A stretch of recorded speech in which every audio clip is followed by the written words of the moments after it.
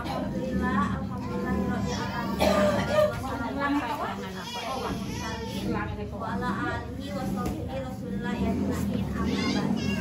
pertama dan utama sekali, marilah kita panjatkan suka syukur kita atas kehadiran Allah Subhanahu wa Ta'ala, yang mana pada hari ini kita sudah dapat bertatap muka melaksanakan pertemuan kelompok.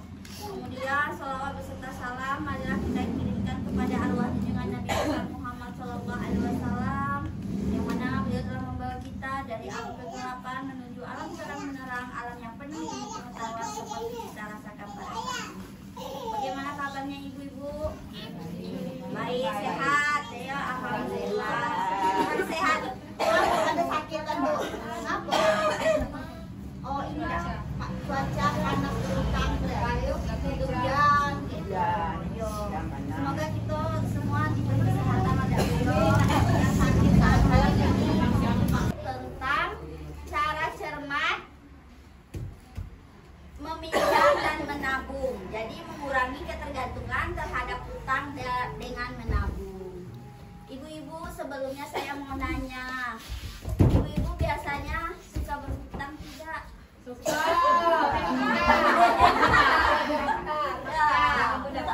Ya. Tapi berhutang untuk apa ibu-ibu? Untuk usaha. Usaha. Ada nggak yang berhutang untuk beli HP?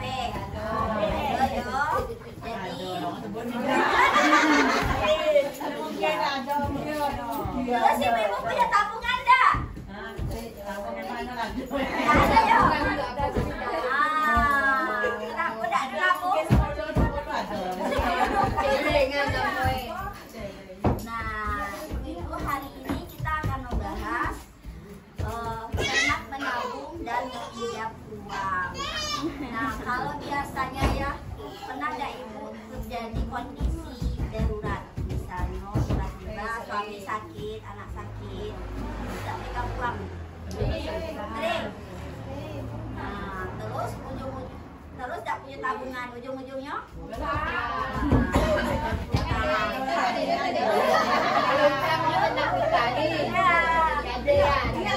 terus, oh biasanya kan kalau utang itu tidak, ibu cara bayarnya kayak mana?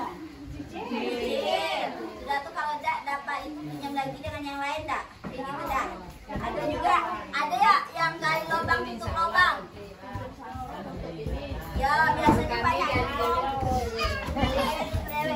Syukurnya kan kalau berhutang bisa dibayar sendiri gitu dak yo.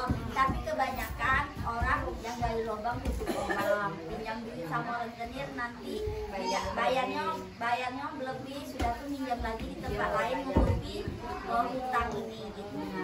Nah jadi pertama ibu, ini bu, stop gali lubang tutup lubang dengan pengelolaan uang yang tepat. Kalau bisa, kalau berhutang itu jangan banyak tempat. Nah, ada tuh ada kalau sekarang kan lah ada lagi nak pinjaman online, ada yang berani. Ojol. Yo ojol.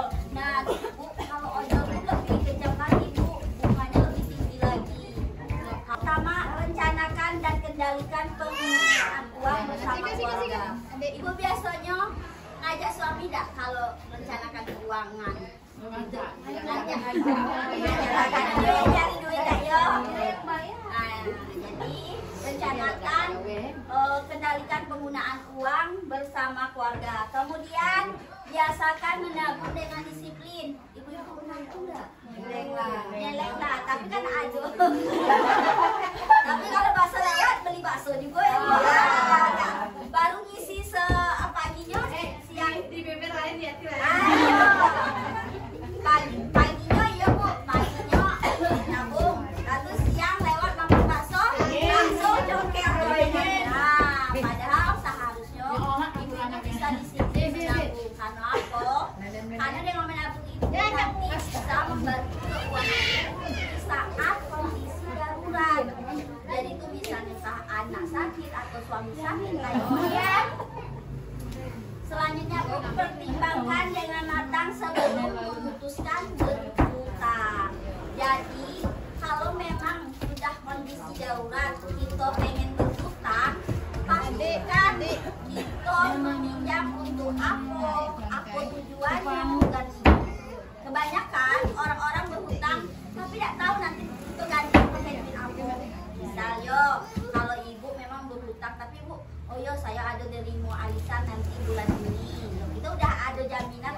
beli gitu kan. Ini entah mano-mano. Nah tapi biasanya nak berhutangnya kudu PKH cair ya dak Bu. Uang tidak cukup, jajan dorong. Oke, kita lanjut lagi ya ibu-ibu. Jadi sebelum meminjam uang, ada beberapa hal yang harus ibu perhatikan. Yang pertama, untuk apakah kita meminjam? Jadi sebaiknya hanya untuk memenuhi kebutuhan, bukan keinginan atau kegiatan produktif. Nah, kalau yang kebutuhan itu seperti apa ibu-ibu? Nah, terus apa? Kebutuhan itu misalnya kayak sekolah, terus kalau ada yang sakit, ya kan? Nah, kalau hal produktif itu untuk apa? Untuk usaha. Nah, kalau keinginan itu misalnya apa Bu? HP, beli kulkas, beli motor. Nah, itu merupakan keinginan. Jadi jangan sampai minjam untuk hal-hal yang sifatnya keinginan. Ya, apakah ada cara lain yang dilakukan sebelum berhutang? Nah, ini kalau seandainya ibu sudah punya tabungan, jadi tidak perlu berhutang. Kemudian berapa besar kita perlu meminjam? Nah, ini juga Bu, sesuaikan kemampuan kita untuk mengembalikan uang itu dengan berapa banyak yang kita pengen punya hutang. Misalnya kita sanggupnya bayarnya cuma 200.000, kita minjam 300-500.000. Nah, itu di luar kemampuan kita. Kan kalau memang kebutuhannya cuma 5 juta, jangan minjam 10 juta. Oke? Selanjutnya, bagaimanakah kita dapat membayar kembali pinjaman? Sesuaikan waktu pengembalian pinjaman dengan pola pendapatan kami. Nah, misalnya tetap atau tidak, musiman atau tidak. Jadi kita sesuaikan pengembalian pinjaman kita ini dengan pola, misalnya kalau kita bulanan, jadi kita bayarnya bulanan gitu. Nah, kalau harian kita bayarnya harian gitu. Biasa ibu pinjam di mana? Bukan, koperasi berkarya. Oke, koperasi. Nah, ibu, jadi kalau di sini kita harus bandingkan tempat-tempat yang ada. Jadi carilah total pengembaliannya yang paling tinggi. Uang tidak cukup, jadi atur dong. Nah, selanjutnya gimana sih Bu cara menabung yang baik dan tepat? Pertama kita rencana menabung. Jadi misal nih ibu nih, kalau ini misalnya membayar uang pangkal SMA, biasanya setiap anak masuk sekolah ke SMA itu pasti butuh uang pangkal. Nah totalnya itu misalnya 2.400.000. Lama menabung 2 tahun sama dengan 24 bulan. Misalnya anak kita masih kelas 1 kelas 1 SMP. Kita jadi 1 SMP yo. Nah, kita udah mulai menabung untuk anak kita yang masuk SMA. Nah, kita udah nentuin misalnya target tabungan kita itu 2.400.000. Kemudian jumlah yang ditabung itu per bulannya berapa? Misal 2.400.000 dibagi 24 bulan, jadi sebulannya cuma 100.000. Sebenarnya kalau dipikir 100.000 tidak berat, cuma sebulan sekali. Nah, kalau misalnya 100.000 ini dibagi 30 hari, kalau kita nabung harian, maka sehari itu cuma 3.000.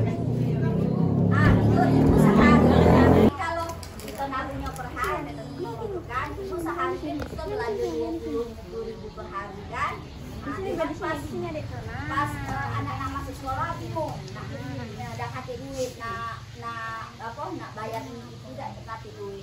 Nah, kemudian tips untuk menabung dengan sukses. Pertama, menabung itu penting untuk berjaga-jaga dan mencapai tujuan tertentu. Jadi tanamkan di hati ibu kalau misal nabung itu penting. Kenapa? Karena nanti kalau terjadi keadaan yang sifatnya darurat, kita ada pegangan. Kemudian menabung tidak harus dalam jumlah besar. Jadi nabung itu jumlah kecil kan, kayak tadi 3.000 ke 5.000 per hari, lama-lama jadi dikit ya Bu. Kemudian menabung harus disisihkan di awal, bukan itu ada sisa pengeluaran. Tapi biasanya ibu-ibu ini nabungnya di akhir ya. Kalau di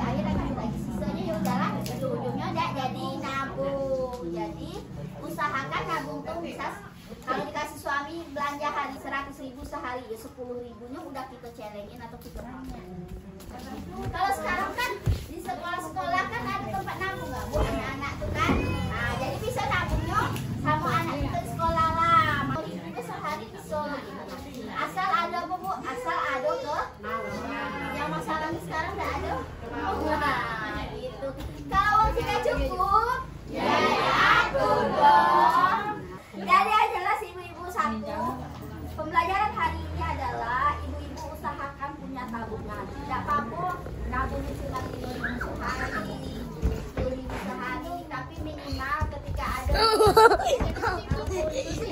ada pegangan.